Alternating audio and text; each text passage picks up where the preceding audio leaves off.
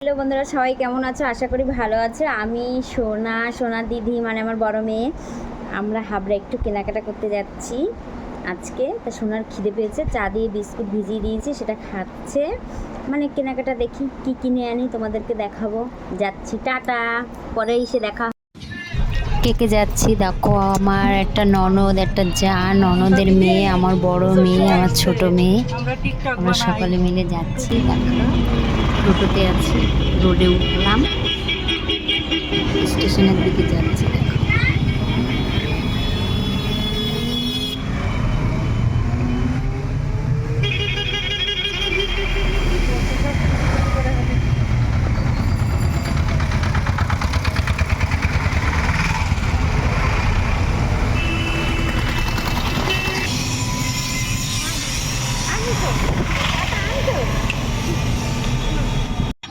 এই ট্রেনে উঠেছিলাম, ট্রেনে উঠে কথা বলতে পারছি না। দেখো কি বলবো, আমার সোনা